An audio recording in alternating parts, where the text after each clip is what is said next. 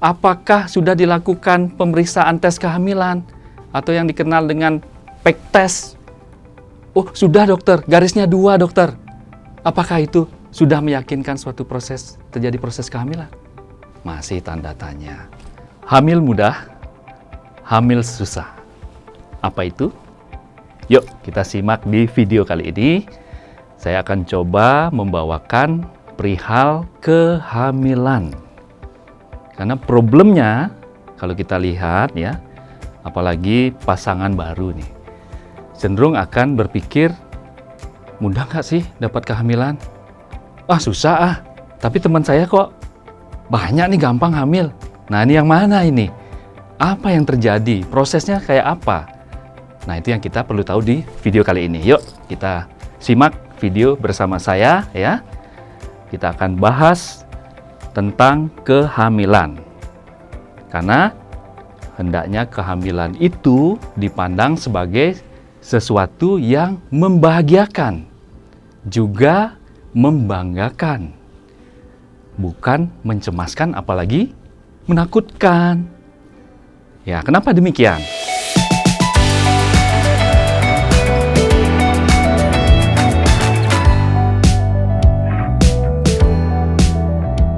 Per definisi, arti secara pengertian bahwa kehamilan adalah suatu proses di mana terjadi pertemuan antara 2 sel yang akan menjadikan suatu kehidupan. Nah, ini yang kita perlu tahu, apa itu? Yang mana yang dimaksud? Nah, sel yang saya maksudkan yang pertama, ada sel telur yang dimiliki oleh seorang perempuan. Yang satu, sel sperma yang dimiliki oleh pria. Dalam hal ini adalah pasangan. Pasangan yang mana? Pasangan yang mungkin sudah menikah ataupun belum menikah tapi ingin memiliki anak. Nah ini kan tanda petik ya, fenomena yang terjadi di masyarakat kita. Banyak juga kalangan yang, mohon maaf, yang tidak menikah tapi ingin memiliki anak. Ini fenomena. Makanya kenapa kehamilan ini kita perlu ketahui prosesnya. Nah, berikutnya, kalau kita berbicara tentang kehamilan, untuk bisa terjadi kehamilan, kita mesti pahami bahwa sel penentu kehamilan pada wanita dinamakan sel telur, pada pria dinamakan sel sperma.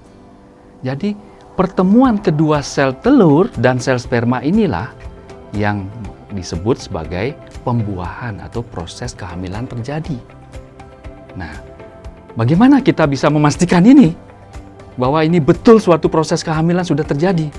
Nah, kita memerlukan yang namanya pemeriksaan atau mengenali gejala-gejala, tanda-tanda apa sih yang terjadi ketika seseorang mencurigai dirinya terjadi proses kehamilan. Nah, coba dibayangkan ketika ada pasangan muda datang ke layanan kesehatan. Kemudian dia menyampaikan keluhannya. Pak dokter, ibu bidan gitu ya. Saya telat haid dokter. Saya telat haid bu bidan. Saya telat haid pak dokter.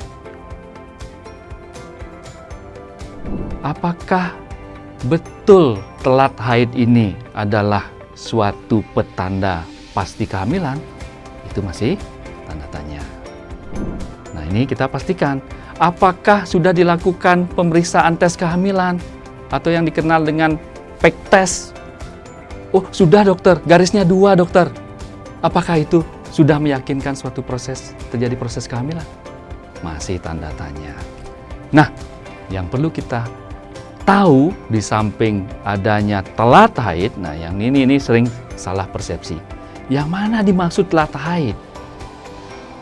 Yang dimaksud telat haid adalah ketika perempuan tidak mendapatkan haid atau menstruasi lebih dari 2 minggu dari menstruasi yang seharusnya.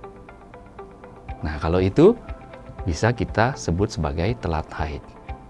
Nah, apa pentingnya telat haid ini? Kenapa mesti ditegaskan begitu? Kenapa? Ketika terjadi proses kehamilan, plat haid atau tanggal hari pertama haid terakhir ini adalah hal yang penting kita tahu. Karena menentukan usia berapa atau tanggal lahirnya kapan, taksiran persalinannya kapan, itu akan bisa kita ketahui dari hari pertama haid terakhir. Atau disingkat dengan HPHT. Ada juga yang menyebutkan hari terakhir haid.